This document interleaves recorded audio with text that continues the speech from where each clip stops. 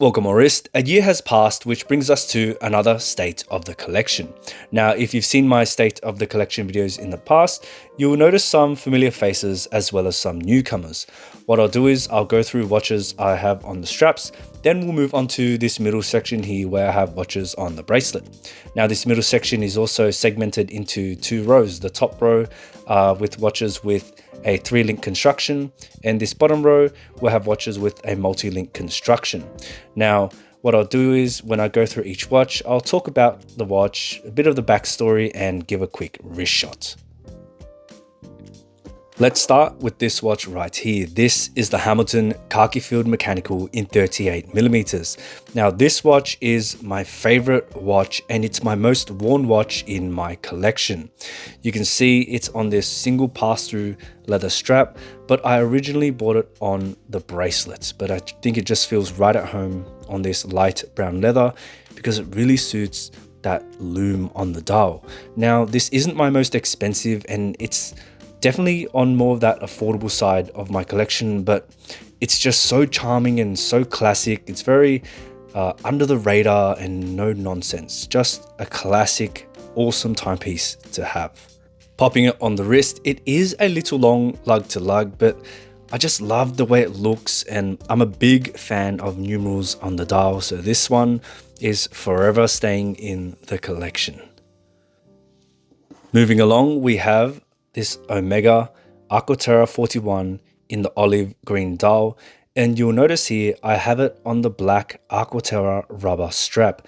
Now when I originally purchased this watch, it was only available in the metal bracelet or the leather strap, so I had to get this strap separately, and they only offered it in this black, gray, or that blue color, so it didn't have that green option, but I feel like this black does a great job at highlighting that dial.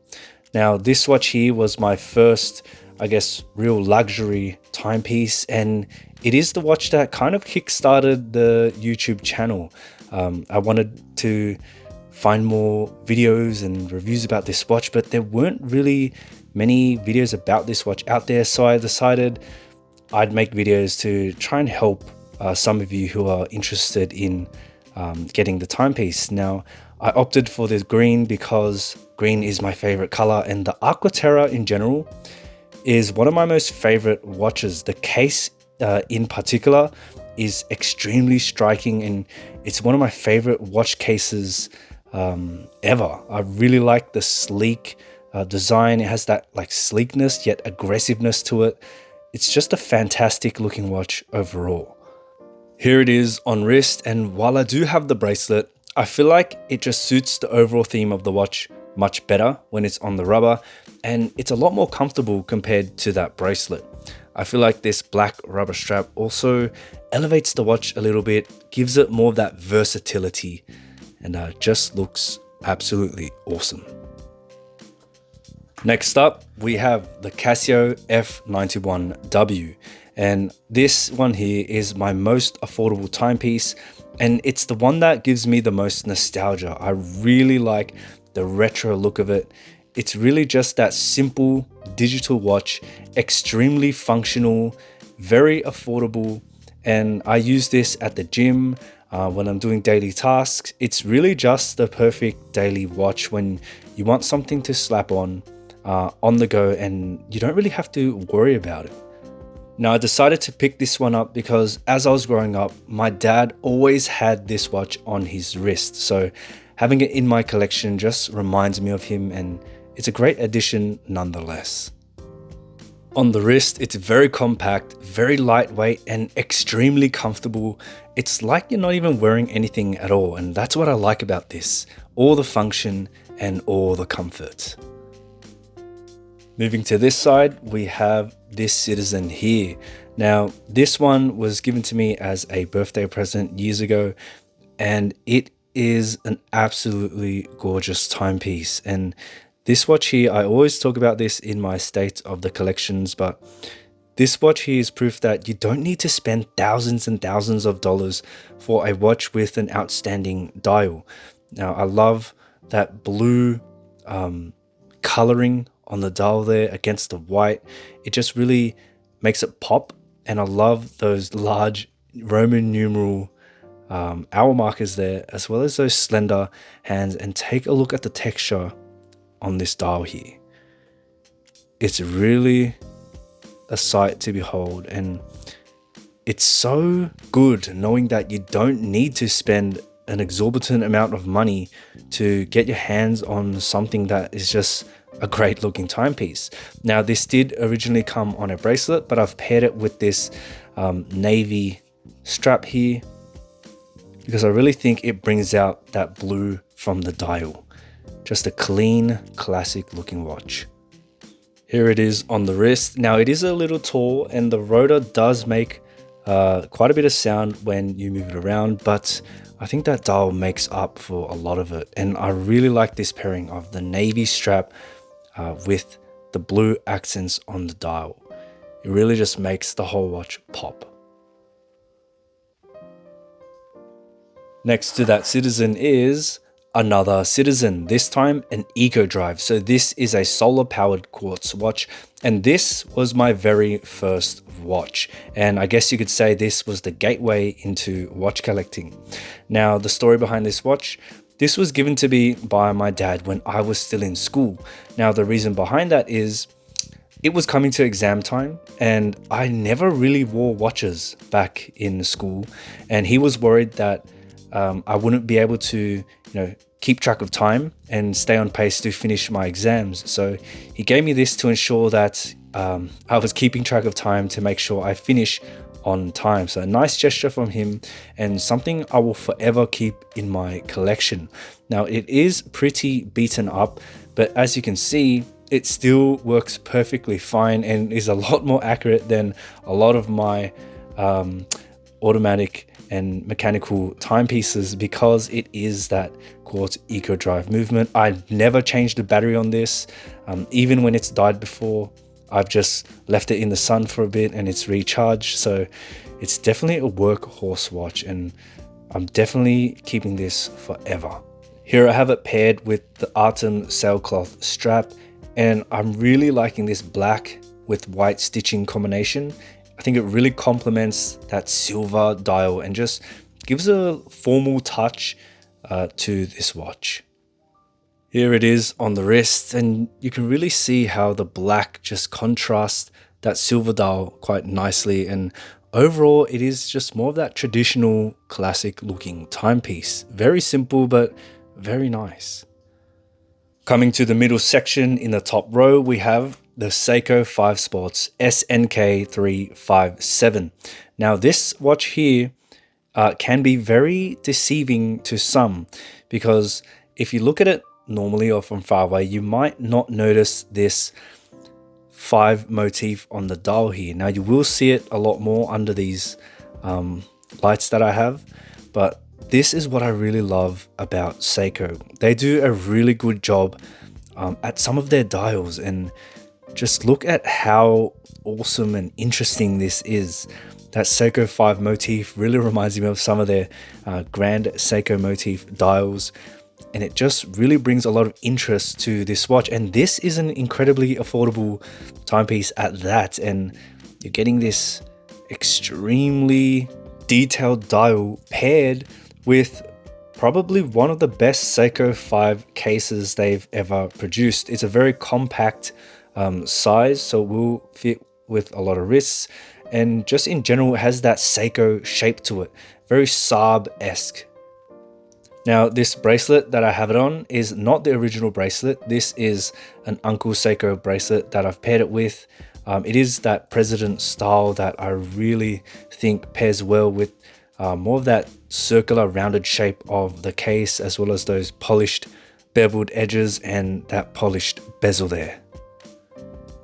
Here it is on wrist, and you can really see how the size of this just fits so perfectly on my 6.5 inch wrist and really gives off that kind of retro and vintage styling to it.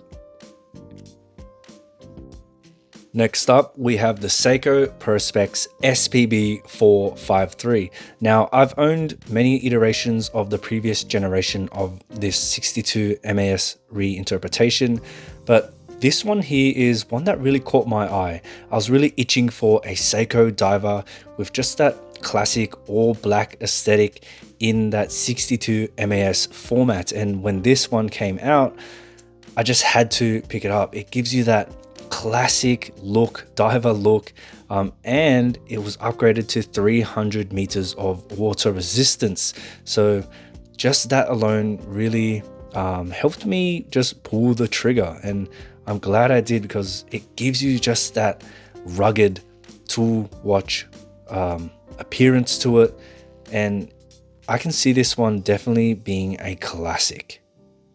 On the wrist, I'm a big fan of the slimmed down dimensions compared to the previous generation. It wears a lot better, feels much better, and downsizing the clasp was also a smart move by Seiko despite removing some of the micro adjustments. I think it was well worth the trade-off. Next to that is the Seiko Save the Forest Bamboo Grove Thailand Limited Edition, and as the Thailand Limited Edition suggests, I went to Thailand to get this watch. Well, I visited Thailand and happened to pick up this watch while I was there, and I'm so glad I did. Check out the dial on this watch. It is pretty much a grand Seiko level dial with all of this intricate detail, and as I said before, green is my favorite color, and just check out how vibrant this green is. And it's so nice to just have a watch to remind me of my journeys. I went to Thailand, and just looking at this watch reminds me of all of my adventures I had over there in Thailand. It was such an amazing time in my life, and now I have a timepiece to remember it by, and not just any timepiece, a Thailand limited edition.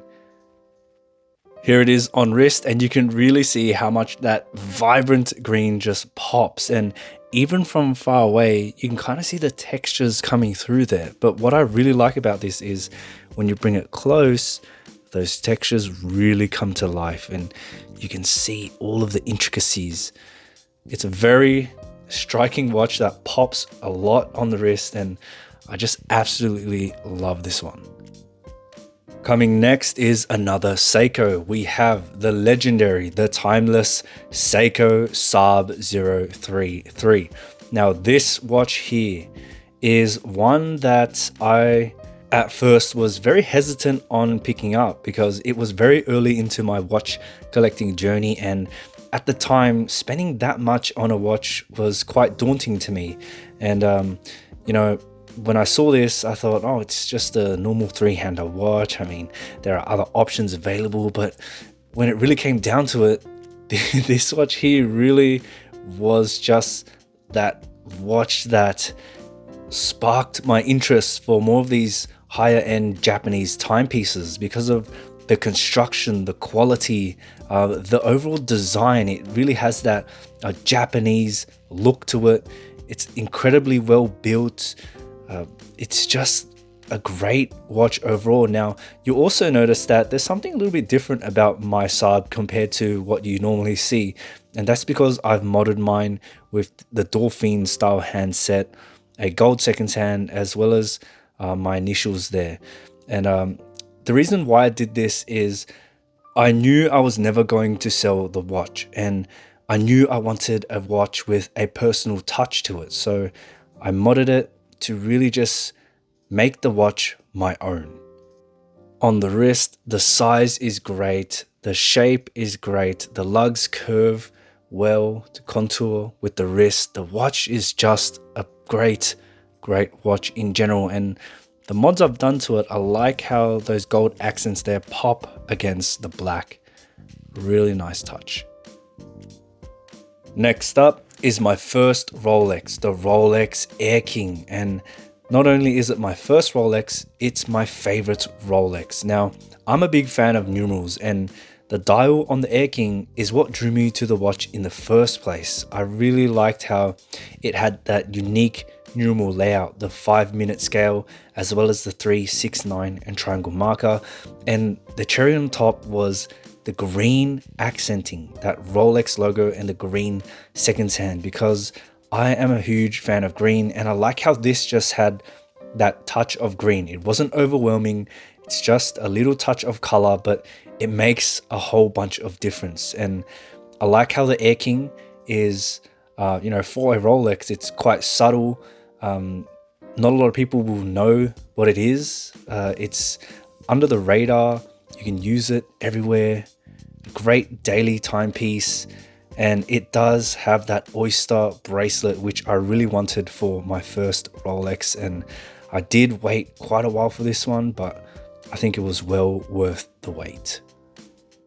Here it is on the wrist, and you can really see how that green logo and green second sand, as well as that yellow coronet, just contrast against that lacquered black dial. It's quite a quirky look, and that's what I really like about the Air-King. It's not your typical watch, especially for Rolex. It's quite different, and just a great looking watch in my opinion. Next watch is the Seiko King Turtle. Now this one here is the Save the Ocean Dark Manta Edition, and you can see those mantas on this gorgeous textured blue gradient dial. Now this watch here has a sapphire crystal and a ceramic bezel, which is really quite a value package considering the price of this watch. It's quite an affordable timepiece, and turtles are my favorite animals, so of course I had to add a Seiko turtle to the collection. And I feel like this watch in general just highlights a golden era in Seiko's history, where you're getting these high quality, high value materials in more of that affordable end of the spectrum.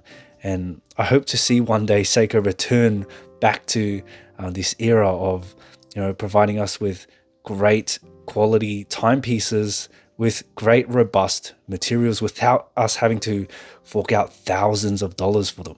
Now you also notice my King Turtle is on not its original strap, it's on a strap code bracelet, and I've paired it with this one because of that circular shape of the case with the more curvy links of this bracelet here. And I think the bracelet in general just suits the watch nicely. I like that predominantly brushed finish, and that curvy profile just matches. Now this is the largest watch in my collection, but it does wear surprisingly well. Given its cushion case style, it's quite comfortable, but it is rather hefty, especially paired with the strap code bracelet. But nonetheless, I do like the heft when it comes to a dive watch. This next watch here is one I was really surprised I was able to acquire. Now, earlier this year, I went on a trip to Japan, and before that, I saw that Credor released this watch, and when I saw the photos online, I was absolutely smitten. I really wanted one, but when I saw that it was a Credor, I kind of just dismissed the idea of owning it, because Credor was that brand that was luxurious, extremely expensive, and made for the Japanese domestic market. So I didn't really think about, getting it. It just never crossed my mind. And when I made that trip to Japan, I suddenly remembered about this watch, and so I went looking for it just to see if I could see it in person. Tried on a bit. I went to the flagship boutiques and it was all sold out, but when I made my way into Kobe and went into an authorized dealer there, I saw it and they had it available, and you know what? I decided to just pull the trigger, and I'm glad I did, because it really reminds me of my trip there. And in Japan, I really wanted a Japanese watch. I was really considering a Grand Seiko, but when I saw this, I just had to get it. It was my original choice, and it is a Credor, so it does epitomize that Japanese watchmaking, and it's such a simple yet gorgeous looking watch, and it does have that spring drive movement, so you do get that elegantly smooth sweep. And while the dial is simple, when you turn it over, you get this gorgeous case back where you can see into that spring drive movement and all the decorations there. Excellently finished. And then the case itself is also quite a sleek silhouette with a lot of curved lines, and it's just amazing to look at the construction and architecture of the overall watch. And this is an integrated bracelet. And me being a bracelet person, it really just sealed the deal. Here it is on wrist. The watch just wraps around effortlessly. You can see that case there just sitting really slim and sleek. It is a manual wind, so you will have to wind it every now and then, but that's not really an issue for me.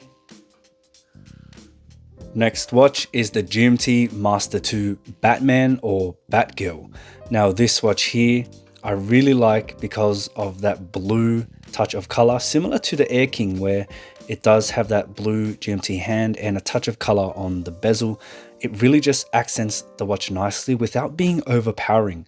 Now, my brother is a huge fan of Batman, and so this watch here reminds me of my brother because he is that Batman fan. He collects all the Batman statues and figures, and this is just a nod to him. And the GMT Master 2 in general is an iconic watch, and if you look at my collection, you'll notice that I do like bracelets. And when it comes to multi-link bracelets, it's hard to think of multi-link bracelets and not think of the Rolex Jubilee, and that's why I opted for the Jubilee on the GMT Master 2. I think it just pairs nicely with the more busier bezel into that Jubilee bracelet, and it's just more comfortable.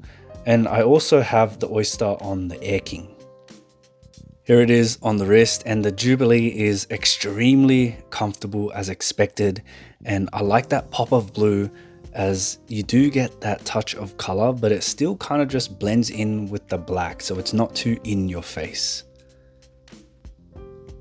Next, we have another GMT Master 2. This is the Rolex Pepsi. Now, the reason why I have the Pepsi here is because, in my opinion, the Rolex GMT Master 2 with the blue and red bezel is the best modern day Rolex.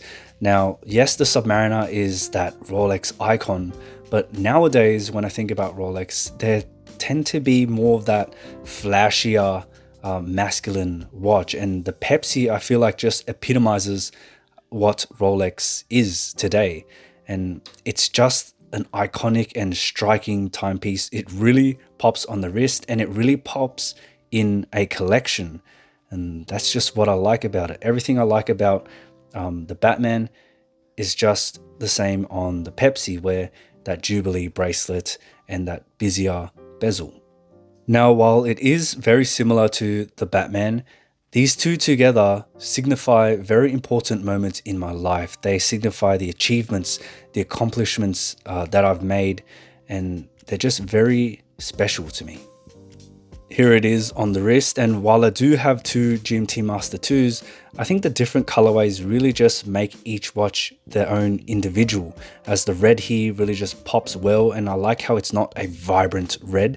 I like how it's that darker, richer red to match with that darker blue there.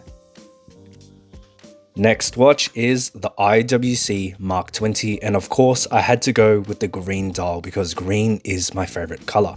Now, when you think of a sunburst green dial, I'm sure you're going to think of something vibrant and quite nice, but very simple. Now, this is exactly that, but so much more. It is a sunburst green dial, but this green, the way IWC has executed this dial here, it's so unique. It's an extremely dynamic dial, and the sunburst rays here are very intense. The green, when it's under the sun and under harsh lighting, it's like this green, vibrant green ray that just glides across a darker shade of green. It's very hard to just describe. You really have to see it in person, and if you see the pictures compared to the blue one, they don't really look too different in the product shots, but in person, the way the green dial is executed is so much different compared to the blue. The blue one doesn't have this as intense of a sunlight ray, whereas this green one here really just amps up all of the contrast, and you really have to see it in person. It's such a gorgeous green dial, despite how simple it seems. A sunburst green, yet such an amazing sight. Now, you see this is also on the bracelet because I am a bracelet fan, and the IWC Mark XX bracelet in general is like a dream for bracelet lovers because you can easily take it off by pressing the button back here, easily take that off, and you can easily just put it back on. And the clasp has on-the-fly adjustments as well from the button, and everything is so natural and looks in place. Nothing is bulky. It looks very clean. The way the end links match to the case there, very similar to the Jubilee. It's just overall an extremely well done bracelet, and the finishing on it is absolutely beautiful as well. You see that fine brushing, the polishing, even these thin beveled edges here. It's just such a great bracelet. Here it is on the wrist, and while it is a little long lug to lug, the way the case and the bracelet curves really just contours with the wrist nicely, and you can see how it wears on my 6.5-inch wrist. It just wraps around very well and is a very comfortable wear, and the multi-link bracelet just makes it more naturally comfortable as well. Last but not least, we have the Sinn 356. This is the sapphire crystal version, so it does have that brushed case, and I have it here on the fine link bracelet to give it more of that pilot style look. Now, what I love about this chronograph is not only the size of it, so it's a nice compact size despite how thick that is, just take a look at that, but it's also that classic look, and it has numerals. I'm a sucker for numerals, and the dial layout here is just such a nice, simple, clean look, and it's so good to look at. And the way the case is done as well, it's very elegant and sleek. It just matches nicely and flows well into that fine link bracelet. Everything just works on this chronograph, and this is my favorite chronograph watch. I haven't found one that I like more than this watch. Even the Speedmaster Professional, I used to have that, but I got rid of it because this is the only chronograph I wore since that one. But I'm still on the lookout for more chronographs because this is my only one, and I mean, I'm happy for it to be my only one, but I'm open to other chronograph options. What I also like about this compared to other chronographs is its water resistance rating. It has 100 meters of water resistance, so it does give me that confidence to wear this in the water and in the rain compared to some of the other chronograph offerings. Here it is on the wrist, and even though it is quite tall and thick, the compact size just makes it seem a lot smaller than it is, and I personally don't mind the thickness at all. I think it looks great on my 6.5-inch wrist, and that traditional look, that very simple tool-like rugged appearance just works so well with that predominantly brushed finish. It's just a fantastic little chronograph. There it is, guys. That's my collection for 2024. Let me know what you think about my collection, and let me know in the comments what watches I should be taking a look at and what you recommend for me to add in here. If you liked the video, give it a thumbs up and consider subscribing for more watch content. I'll see you in the next one.